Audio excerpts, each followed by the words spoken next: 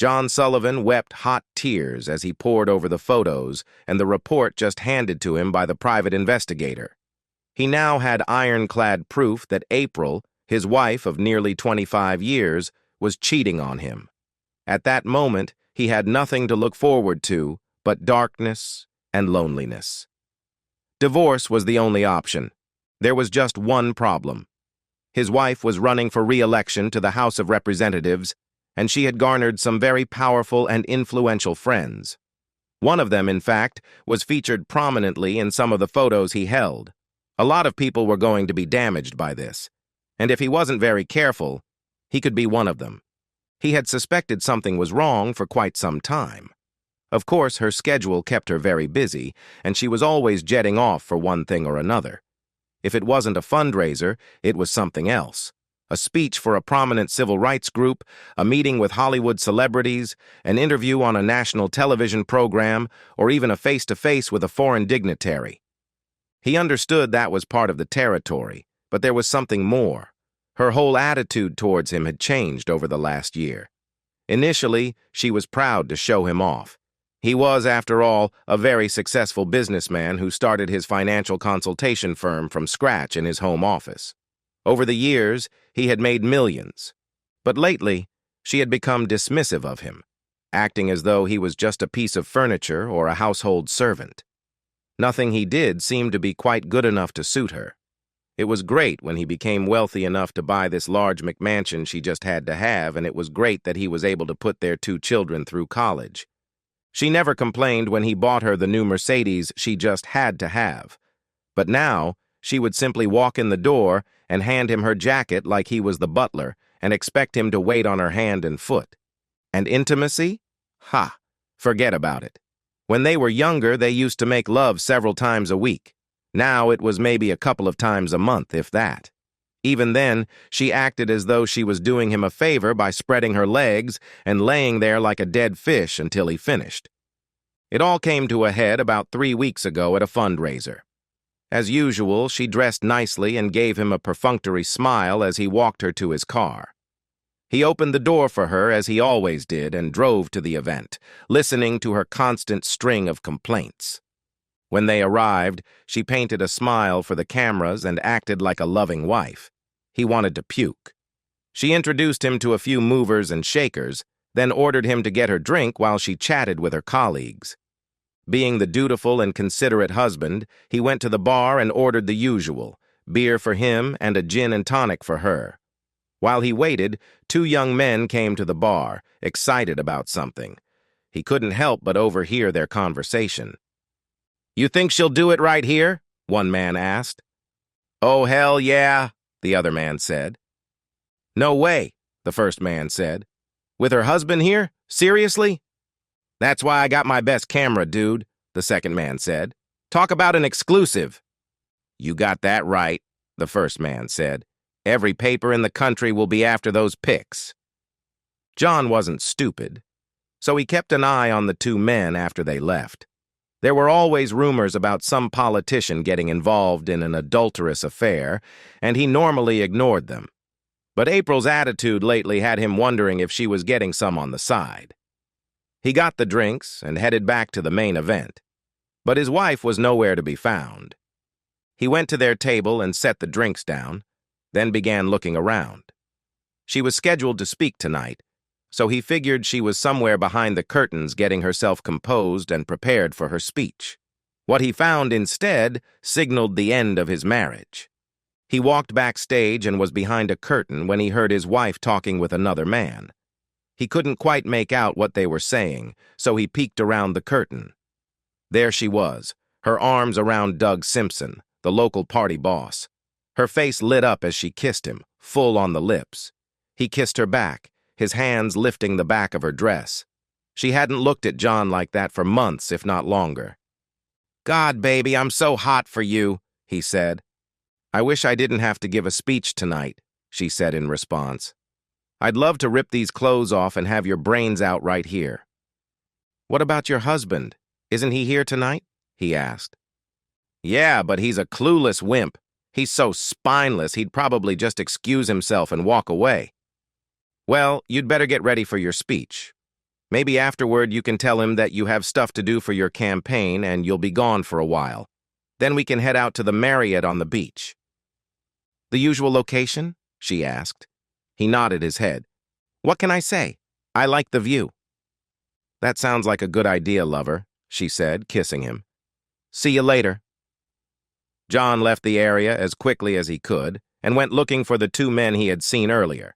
He spotted them about 10 feet from their table and made a beeline for them. "Excuse me, gentlemen," he said as he walked up to them. "Can we talk for just a minute?" They looked at him, confused. "Sure, man. What's up?" "Hey, wait a minute," the second man said. "I know you. You're Congresswoman Sullivan's husband, aren't you?" John nodded his head and shook the hand offered him. "Yes, I am. I'm sorry for eavesdropping on you earlier, but I heard the two of you talking at the bar." They looked at each other for a moment before addressing John. Yeah," the first man said. "I'm sorry you had to hear that." "That's okay. I'm just curious. Were you two talking about my wife, the Congresswoman?"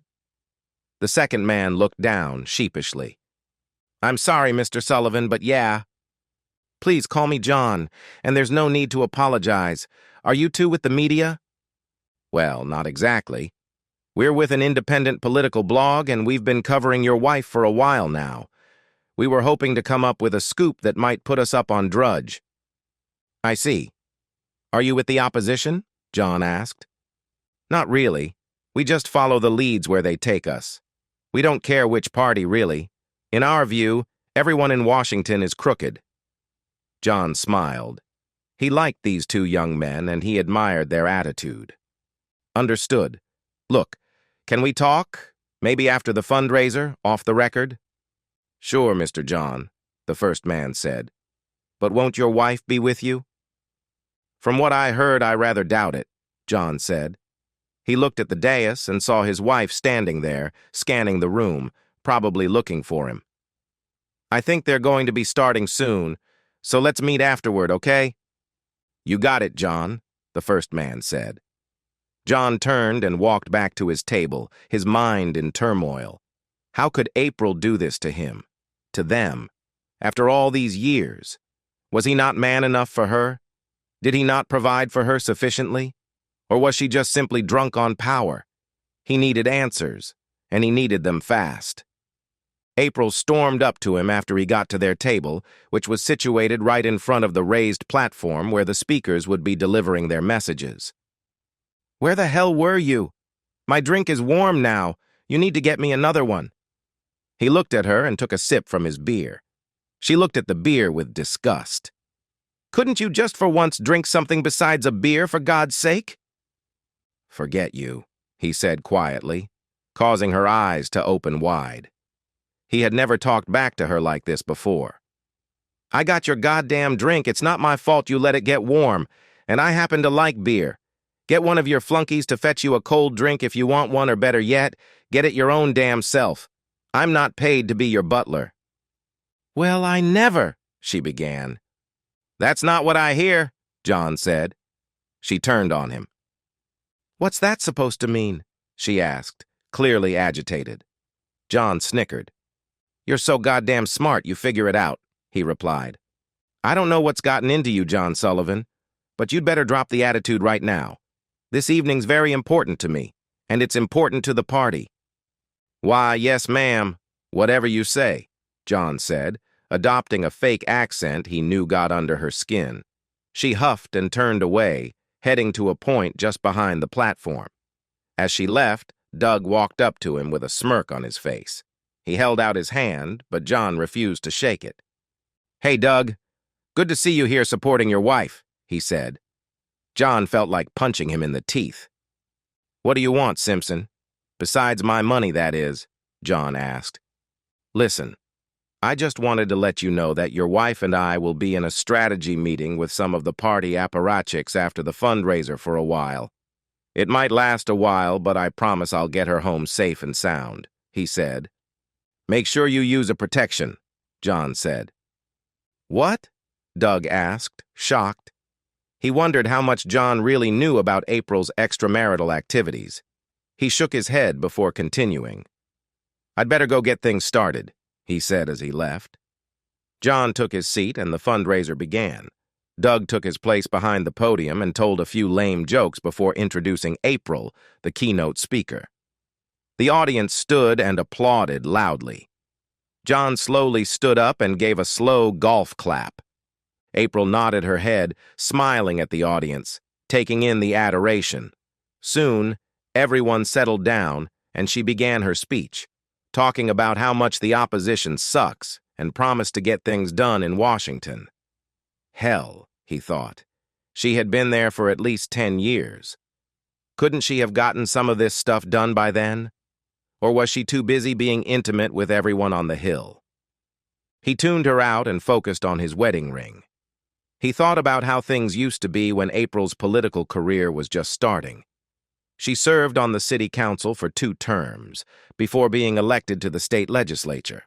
After 2 two-year terms in the state house, she ran for Congress, hoping to replace some sleazeball who got caught with his intern. She won and had been re-elected 4 times, repeating the same tired old mantra. At first, he fully supported her, even though he didn't agree with all of her political positions. She was young, smart, attractive, easy on the eyes, and easy to approach. Everyone liked her, and so did the cameras. Even some in the opposition party liked her.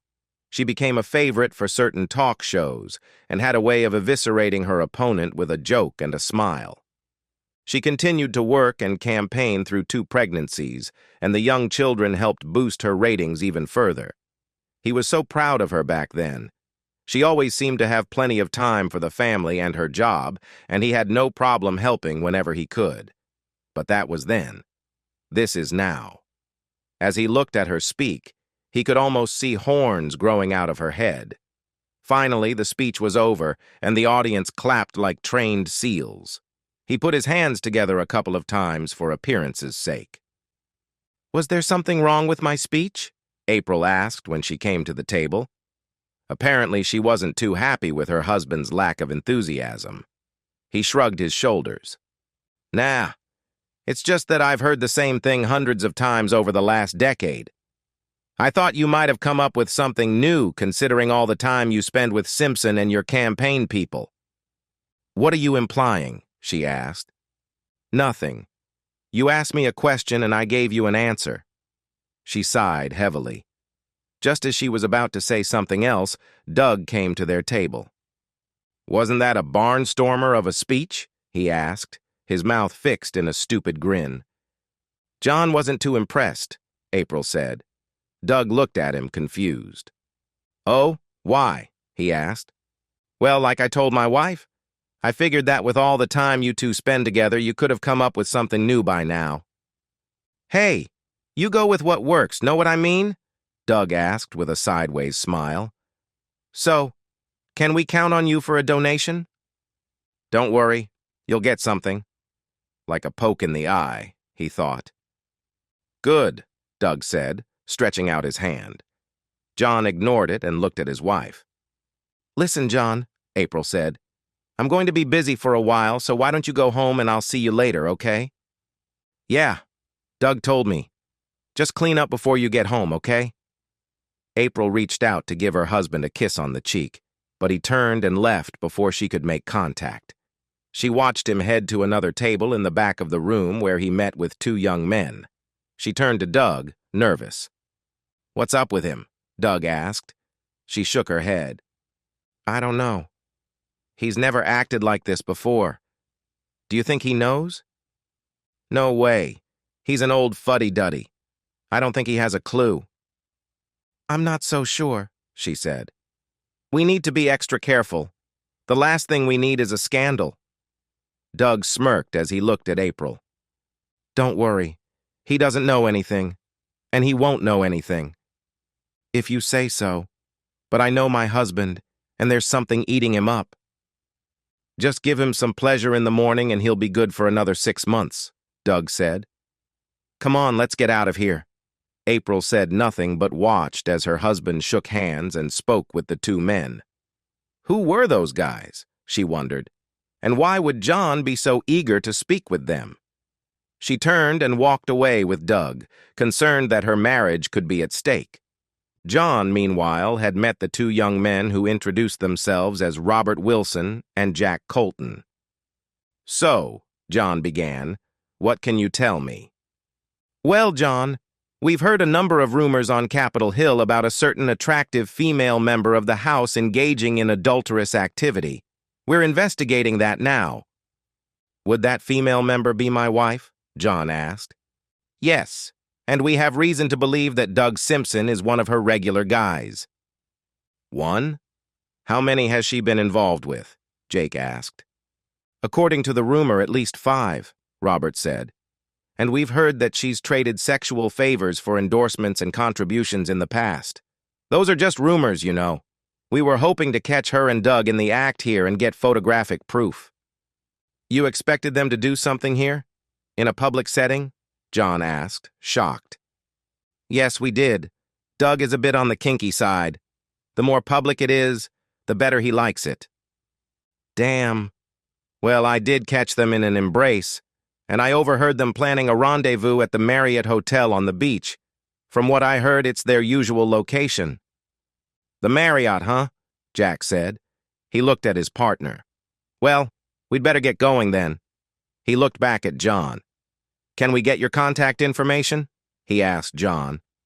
John nodded his head and gave them a business card with his personal cell phone number. "Talk to me before you publish anything," John said. "Okay. I guess we owe you that much. We'll be in touch."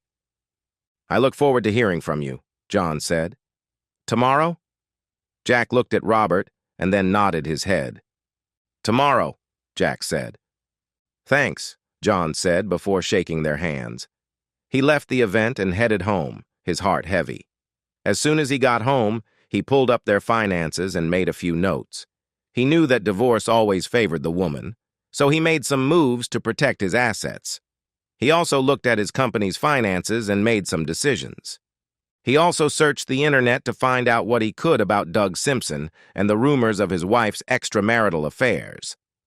From what he could glean, Doug was separated from his wife and 2 children for, guess what? Cheating. Figures, John thought. As for the rumors, only a few sites had posted anything, but all of those articles were based on unnamed sources, which threw up red flags. Jack and Robert were right. They needed hard evidence before going public. He spent some time thinking about what he would do if April really was cheating on him. There was no way he could tolerate that, not after remaining faithful to April all these years. Divorce was a given, but he would need more to reclaim his manhood. In normal times, a divorce based on charges of adultery would be devastating to a politician. But these days, who knew? He grabbed a beer and headed upstairs to the master bedroom. He had a lot to consider before he took action, but he decided he wouldn't move on the basis of a rumor. And he wasn't quite ready to dump his wife just yet, at least not without giving her an opportunity to come clean and make things right. Unable to sleep, he pulled out his tablet and started watching a movie. He really wasn't paying much attention to it and finally dozed off. He woke up, startled, when April came in the room. He looked at the clock. 3 a.m. And she was just now getting home. Her clothes were disheveled and her hair was messed up. As he watched, she undressed and went into the bathroom, closing and locking the door. He heard her start the shower and got out of bed. He checked her clothes. Sure enough, the smell of Doug's cologne was all over them. Her purse was on the dresser, so he checked it out. Finding her personal cell phone, he pulled it out and opened up her text messages. They had never locked their phones before, so he had no problems getting in. What he read devastated him. Message after message between the two of them indicated they had been engaged in a long-running affair. He closed out her phone and put it back in her purse. One of the last 2 messages from Doug complimented her tight body. The very last message asked, "So are you going to humiliate your husband?" Her response, "Of course, like always." He felt like throwing up. Instead, he forwarded the texts to his personal email account and put her phone back in her purse. Soon, April finished her shower and walked back into the bedroom, wearing a short bathrobe. God, she's beautiful, he thought. Too bad she's just another cheating woman.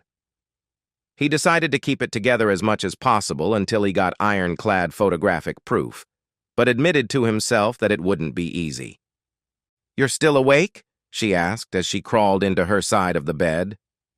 "I thought you'd be asleep by now." "Yeah, I had a lot on my mind," he said in a neutral tone.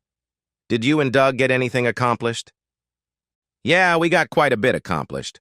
So, have you decided how much you're going to donate to the party this year?" "I have, and I've made a couple of executive decisions," he replied. "Oh? Like what?" "Well, for starters, I've decided not to donate anything to the party," he said. April sat up suddenly, shocked. "What? Why not?" "For starters, the party is flush with funds. Besides, all they'll do is use it to promote candidates who mess around on their spouses and screw their constituents," he said, looking straight at April. Her face turned white at that remark. "So I've decided to use it to start up a daycare at the company for employees with children." "What gave you the idea to do that?" she asked. "You did, actually. I've heard you say time and again that companies should do more for their employees. So that's what I'm doing. It'll make them happy and more productive, which will make me more happy." "Oh, what else?" she asked. "I've taken a hard look at our finances. We're actually doing better than I thought. My retirement fund is way up this year, and we've managed to sock away quite a bit in savings. So I decided to give myself a 30% pay cut." "What? You decided that without consulting me?" "First of all, it was your idea. How many times have I heard you say on the campaign trail that CEOs need to give up some of what they make to benefit their employees? I'm just following your lead. I could use that 30% to bump up some salaries or get better health care for the employees. Secondly, you're not an officer of the company, so you really have no say in the matter. What? Are you afraid to lead by example?" "Of course not, John. It's just that we usually discuss things like this first," she answered. "What can I say? These are unusual times. Besides, the house is paid for, and your fancy new car is paid for. The kids' education is all paid for. You get a pretty good salary from your job as a member of Congress. Hell, if you retired right now, you'd get a hefty retirement package. We could both retire right now and spend the rest of our lives traveling around the world. Come on, what do you say? Let's do it while we're still young enough to really enjoy it. Let's just put all of this crap behind us and go play together. Maybe take a romantic cruise and see all the things we've only talked about." "But the campaign," April began. "Screw the campaign. We've put our marriage on the back burner long enough. Announce your retirement tomorrow morning. Tell the world you want to spend time with family. Politicians do it all the time. I can promote George into my place and have him up and going in a week's time. Let's do it, babe. Just you and me against the world." "Why don't you just join me in Washington?" April asked. "There's plenty of room at the apartment. I'd love to have you there with me." "And do what? Be your house husband or your butler? Watch you fly off to God knows where with God knows who doing God knows what? Besides, you know I hate Washington. The place is a swamp and it's hot as hell in the summer, and the rents there are outrageous." "John, what's gotten into you?" April asked. "I feel like our marriage is dying, and I've heard some rumors that really bother me." "So that's it? You heard rumors? From who? Those two kids at the fundraiser tonight?" "Right now they're just rumors. They don't have any definitive proof yet. Don't you think it's best to get in front of that and cut it off at the pass?" "John, I don't know what you've heard, but trust me, all of those rumors are just fake news, put out by partisan hacks working for the opposition. You know how this game is played. Do you honestly think I'd cheat on you?" "Lately, I don't think I know you at all. And yeah, I am concerned that you've been unfaithful to me," John said. April looked shocked. "John, I know I've been a jerk lately, and I'm sorry for that. I love you and only you. Don't you believe me?" she asked. "Frankly, I don't know what to believe. The way you've been treating me these last few months makes me wonder." "Well, I do love you, John. Come on, let me show you," she added, rubbing his pants. John pulled away from her, shaking his head. "Not tonight. I'm really not in the mood." Disappointed, she laid back down. John turned off his light and lay down. I have to leave in the morning. We've been called back to Washington, she said. Oh? For what? John asked. Haven't you heard the news? Judy Chastain was arrested and we need to elect a new speaker. He had heard something about it on the news, but hadn't paid a whole lot of attention. From what he heard, the First Lady had also been arrested, something to do with an alleged coup attempt on the new president. So how long are you going to be gone this time? He asked. I don't know. Maybe a week, 10 days, tops. I leave early in the morning. Whatever, John said, turning his back to her.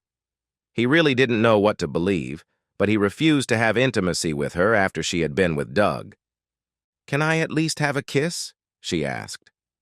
John turned back over and kissed her on the cheek before laying back down.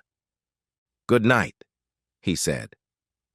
April turned on her side, tears falling down her cheek.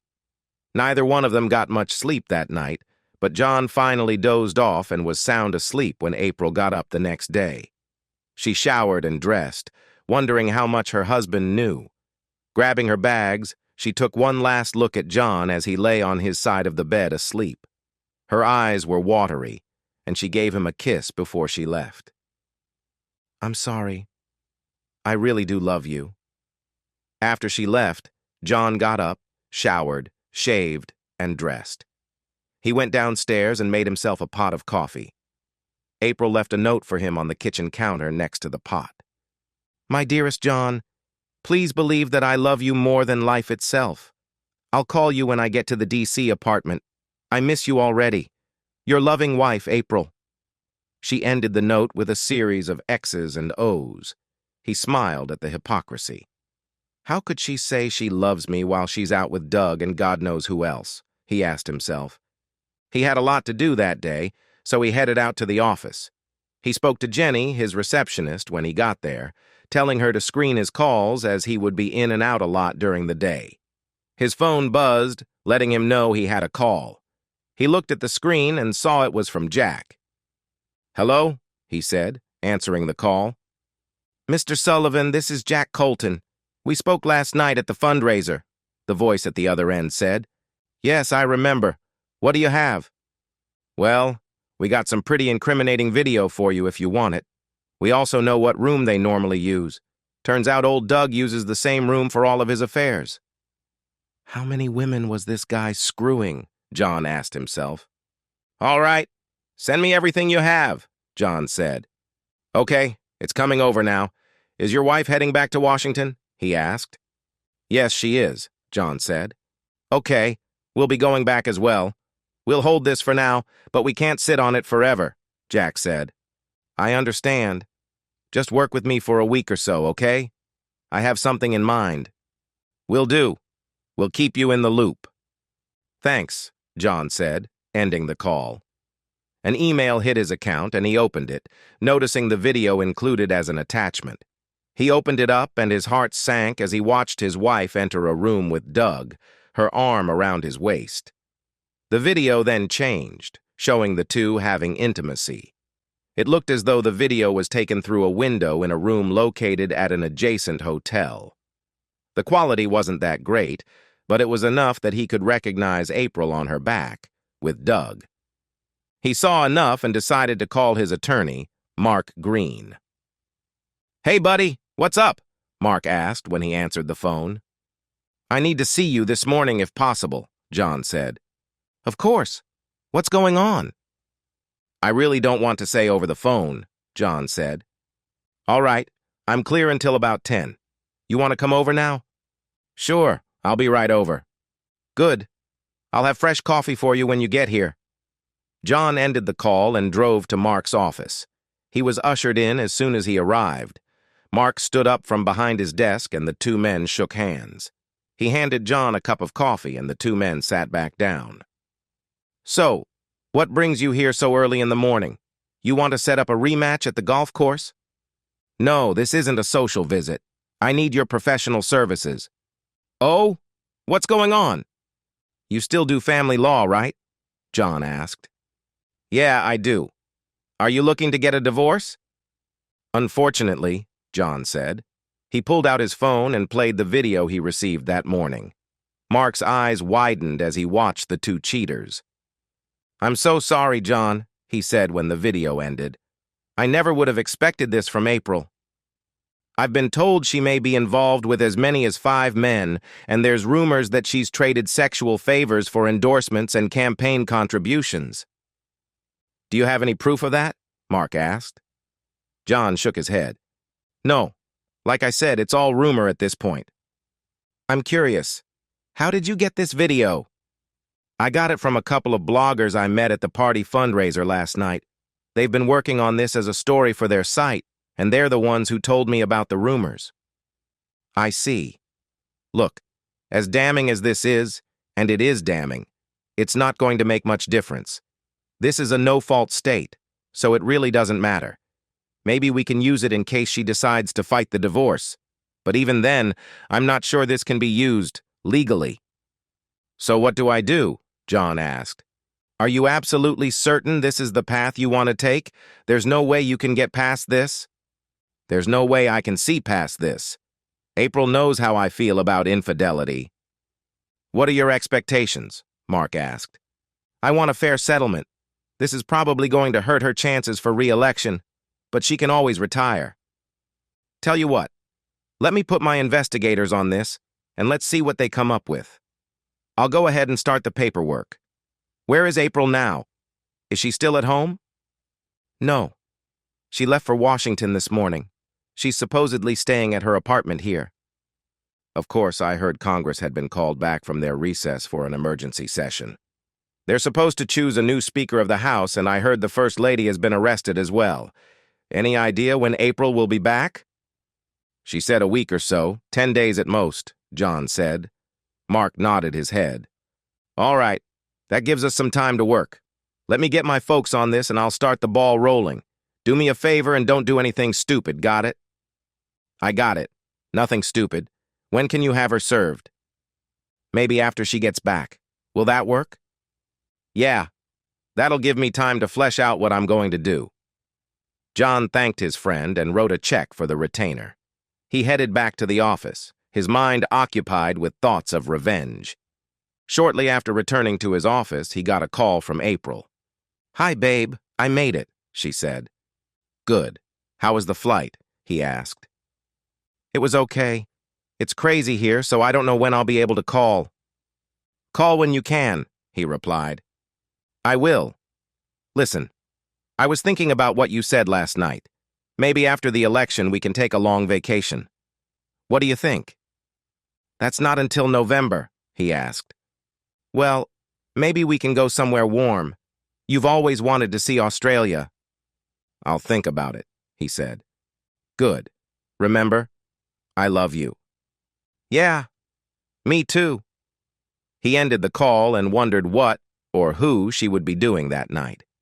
It didn't take long for him to find out. 2 days later, he got a call from Mark, who said his investigators had hit pay dirt. John went to visit his friend. When he arrived, there was another man in a suit with a folder. He handed John the folder. "I'm sorry, Mr. Sullivan. You may want to wait until you get home to look at those." He handed John a flash drive. "There's a video on that in case you want to see for yourself." John's heart fell as he looked at the pictures, which showed April with 5 different men. One photo showed her with 2 men, an older man from behind. John recognized the setting. It was her apartment. "Who are these men?" John asked. "The older man is Senator Jenkins and the other man is his chief of staff," the investigator said. John knew that Senator Jenkins was a powerful member of the Senate Banking Committee. "We've also identified the other men as well. Mark has the information." "What about the claims of intimacy for contributions or endorsements?" John asked. "Well, we were never able to conclusively prove that, however. We did see something pass between your wife and a powerful union boss an hour after this photo was taken," the investigator said, pointing to another picture of April with a large, balding man. John had seen the man on television and recognized him as a union representative. He shook his head, tears falling down his cheeks. "Damn you, April," he said quietly. Our men will continue the surveillance until she leaves if you want. We'll forward that to your attorney. Those photos are yours. Do with them what you wish. Mark has the originals. We've also included a report of her activities. Do what you need to do, John said. He looked at Mark. Go after the others as well. They need to pay for this. Mark considered his friend for a few seconds before speaking. It's your dime. But speaking as your friend, maybe you need some time to cool off first. I know this is a shock to you. Go for the jugular. We can always negotiate afterward. Okay, Mark said. But remember, don't do anything stupid. I don't want to see you hurt any more than you already are. The investigator spoke up next. Mr. Sullivan, I want you to think about this for a moment. We know what's been going on. We have dates, times, and places where it all took place. What we don't have is motivation. For all we know, she's being blackmailed into this. My man on the scene noted a spot in one of the videos where Senator Jenkins said something to indicate he had something on her. If we can get the answer to that, maybe it will explain all of her activity. John shook his head. Maybe, but that's no excuse. She could have come to me at any time and I would have moved heaven and earth to help her through it. But she didn't. John understood what the investigator was trying to do, but he also knew that his marriage was dead, and that thought gave him the seed of an idea. He thanked them both for their work and prepared to leave. Be careful, John, Mark said. I'll keep you updated on my progress. Thanks, John said as he walked out the door. He drove straight home, where he immersed himself in a bottle of Jack Daniels, hoping that would numb him enough to look at all the photos and read the entire report. Sitting in his darkened home office, he buried his head in his hands as hot, bitter tears streamed down his face. As he sobbed, he considered the idea that came to him earlier. The more he thought about it, the better it sounded. Perhaps, he thought, that would wake April up. It wasn't the burn the cheating woman type of revenge he had read about on some of those internet sites. But, he thought, it would be a fitting end to a now-dead marriage. He also knew that he had a lot to do in order to pull it off, and not a whole lot of time to make it happen. Pulling out a sheet of paper, he made a checklist and began making calls. John was quite busy over the next few days putting everything together. Some of what he needed cost a bit more than he initially realized, but at that point, he didn't care. Mark smiled when John told him what he had in mind. That's actually a good idea. I wish I'd have thought of that, Mark said. John reached out to Jack and Robert and told them what he had in mind. They loved the idea and promised to be present when it happened. April never called during that time, which suited John just fine. 6 days after April left, John called his wife to see when she would be coming home. "Oh, hi," April said when she answered the phone. John noticed she sounded as though she was out of breath. "Hi. I was just wondering when you were coming home." "Oh, I'm sorry. I'm going to be stuck here for a couple more days. We have some hearings going on and things are just crazy right now." John knew this was a lie as he had learned from watching CS-PAN that the House had selected a new speaker and had already adjourned for the rest of the recess. "I thought the House had already adjourned," he said. "Well, technically, but some of us have to stay behind a bit longer. Is that okay?" she asked. "Do I have a choice? You do know our 25th anniversary is coming up in just a few days. Are you going to miss that as well?" "No, I should be there," she said. "Well then, how about if I come to Washington and bring you back?" he asked. "No, don't do that. I'm really busy right now." Right, he thought. "Can you at least give me a day or two notice so I can get reservations set up?" he asked. "Sure, I'll call you." "When?" he asked. "I'll call in 2 days, promise," she said. "Really?" he asked. "Yes, of course. I hope so because you missed our anniversary last year. This is our silver anniversary and I have things planned out." "Like what?" she asked. "Well, I thought about having a special get-together. Wouldn't you like your constituents to see you celebrating your anniversary?" "Oh, that's a good idea." Okay, I'll call you tomorrow at the latest, promise. John smiled. Of course, she'd like to have everyone see her celebrating her anniversary. This was just too easy. I look forward to hearing from you, he said. Okay, sweetie. I'll talk to you tomorrow. Love you. Me too, he said, looking at the most recent set of photos the investigators had sent back. Bye. True to her word, April called the next day to give John her itinerary. I'll be flying out the day after tomorrow. I should be at the airport by 10 a.m. and I'll drive straight home. Good. I can't wait to see you. I've missed you. I've missed you too. I gotta go now. Love you. See you in a couple of days. See you then. Bye, John said, ending the call. He wondered if April even noticed he didn't say that he loved her. April had noticed, and she noticed the day before. She noticed the changes in her husband, but thought it was just from the stress of his business. Oh well, she thought. She would put on a good face when she got home to him. She had been planning for some time to put an end to what had been going on for a little more than a year, and this seemed like as good a time as any. She only hoped it wasn't too late. What's wrong, sweet thing? The man with her asked after she ended the call. I think my husband is suspicious. I'm going to have to make it up to him. Don't worry about him. Come on back to bed and I'll make you forget all about him. She shook her head. No, I can't. I've got to stop doing this. He's going to find out, and there'll be hell to pay. You really want to risk that? You know the senator still has a nice collection of photos and videos, and he'll follow through with his threat. Senator Jenkins can go flip himself as far as I'm concerned, she said. He's been holding those photos over my head for the last 13 months. After what just happened with Speaker Chastain and Barbara Pierce, I don't think he'd really be stupid enough to open that can of worms. Well, no one forced you to do that tease, and no one made you give Jenkins's chief of staff a lap dance. What do you think your hubby would say if he saw those pictures? The man asked. I was drunk and drugged when that happened, she said. You know that. And I've been paying for that stupid mistake ever since. Yeah, I know it. Hell, who do you think drugged you? She looked at him with disgust. I never would have done any of that if you hadn't drugged me, you bastard. You and your buddies have had your way with me ever since, but that all ends now. Get out. Now, why would I want to do that? You know as well as I do that Jenkins has your career in his hands. You buck him, and you can forget getting re-elected. I'd rather be out of office than be your toy one more day, she said. My marriage means something to me even if it doesn't mean anything to you. Now get out.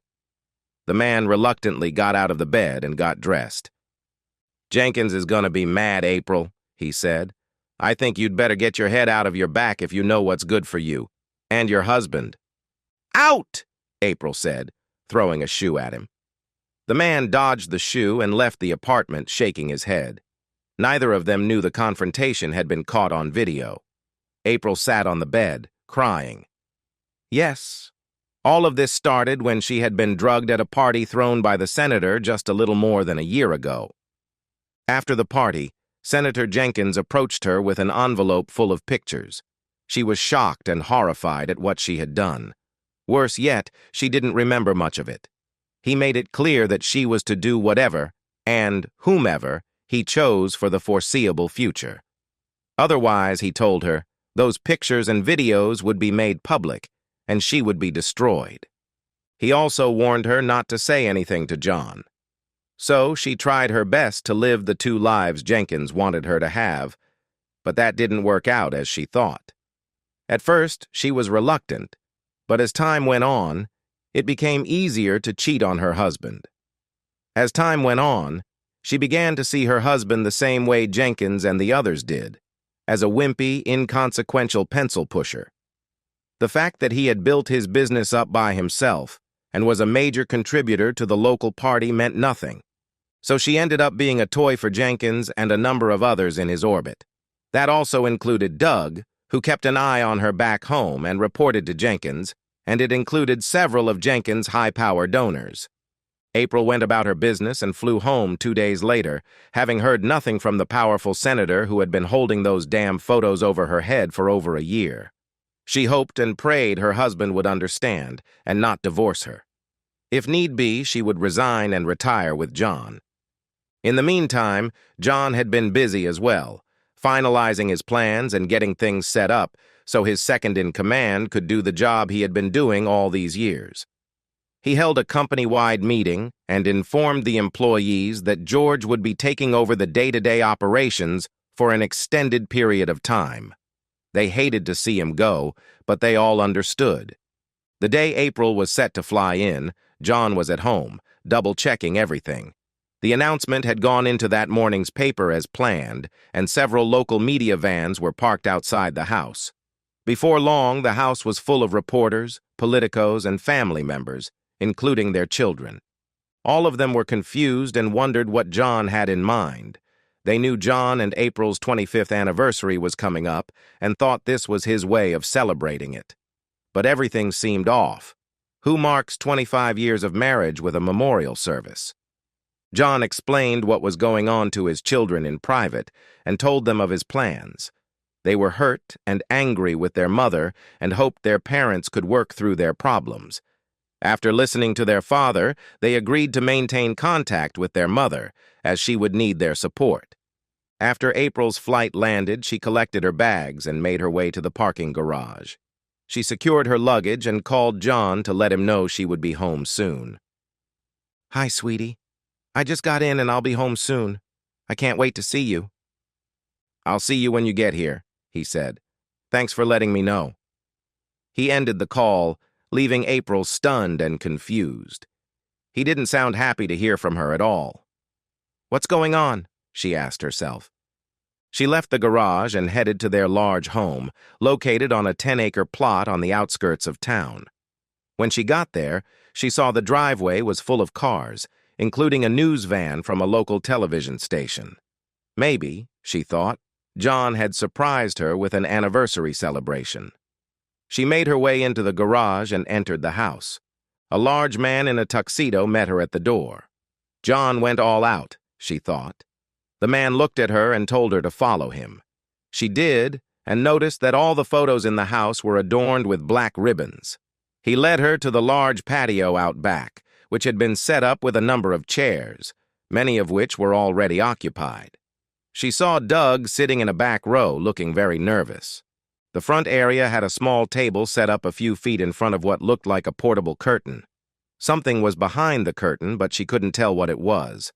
A news camera was set up in the back of the area, and several reporters were taking notes. She also saw the two bloggers John spoke to at the fundraiser. She didn't have a good feeling about this at all. As the man led her to the front row, she saw the looks of those already seated. They didn't look very happy. What kind of an anniversary celebration was this, she wondered. The man ushered her to a seat next to her children. She smiled and reached out to hug them, but they pulled back, visibly angry. "What's wrong?" she asked them. "As if you don't know, Mom," their son Mike told her. "What's that supposed to mean?" she asked. "Oh, please, Mom," their daughter Julie said. "Knock off the innocent act for once, will ya?" April started to respond, but saw her husband step onto the patio. She started to get up, but he motioned for her to stay seated and walk to the front of the group. Standing between the curtain and the table, he addressed the group. "I want to thank you all for coming here on such short notice," he said. "As you know, the Congresswoman and I were set to celebrate our 25th anniversary this week. Unfortunately, that's not going to happen." April gasped as he said this. "My God," she thought, "he knows." John continued. "I've loved my wife exclusively for years. She supported me when I started my business, and she was always there for me. When she first ran for city council, I supported her as well. I helped in every way I could, walking precincts and working phone banks. I was her most ardent supporter. As you know, she served 2 terms on the council and then ran for the state legislature. After 2 terms there, she went to Congress and has been there ever since. She's done a lot for our community, and I'm proud of her achievements." He stopped and took a drink of water. "It was hard, but we managed to keep the home fires burning. We raised 2 wonderful children, and I had hoped to spend the rest of my life with her. But something happened in the last year. something no husband should ever have to witness. So instead of celebrating 25 years of marriage, I'm marking the death of our marriage." April gasped, as did others in the audience. A man walked up to April and handed her a manila envelope. "April Sullivan, you've been served." Tears fell down her face as she accepted the envelope. "Your rings, please," he added. April tearfully took her rings off and handed them to him.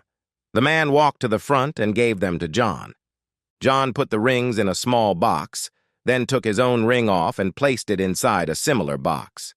He looked at the audience. When a loved one dies, it's normal to hold a memorial service. So, I decided to mark the death of our marriage with a similar service. Yes, our marriage is now dead, but it didn't die of natural causes.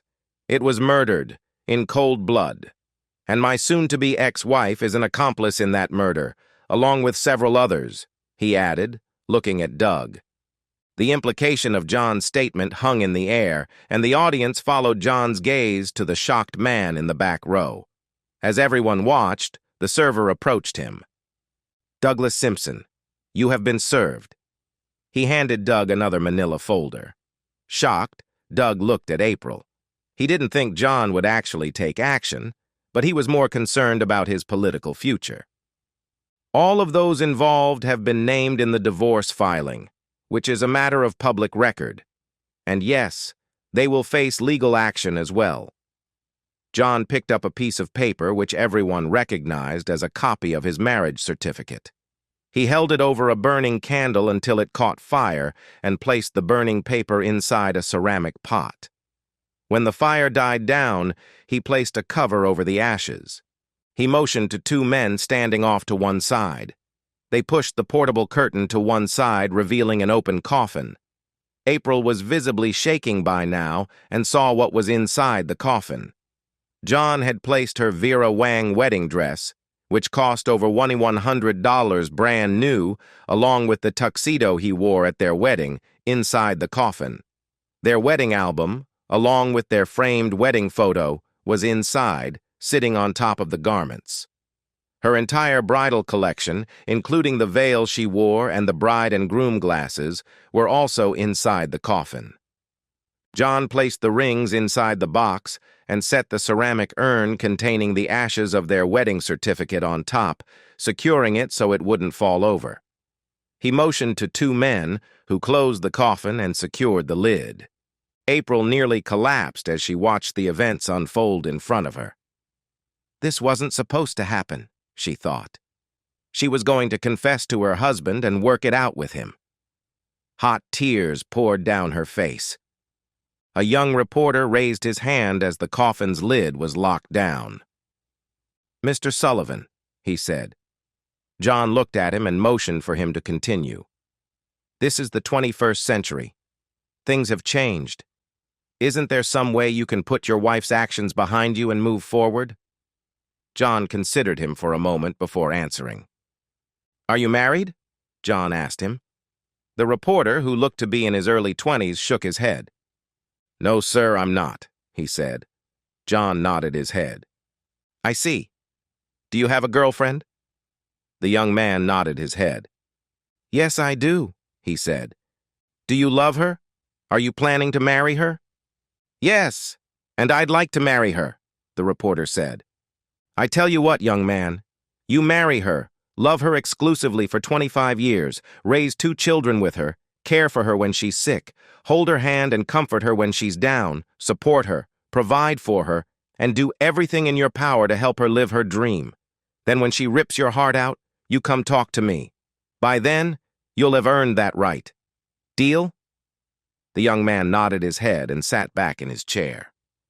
"What will you do now?" another reporter asked.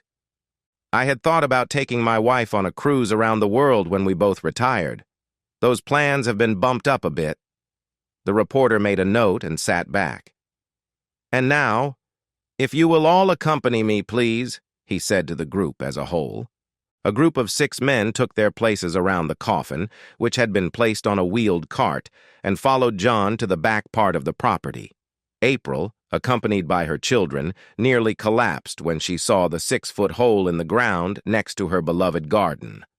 A large pile of dirt sat next to the hole, and a bobcat stood by, ready to fill the hole. The coffin was wheeled next to the hole, and the men used ropes to lower the box into the ground. Once the coffin was inside the hole, John dropped a black rose and a handful of dirt on top of the box. "Ashes to ashes, dust to dust," he quietly said.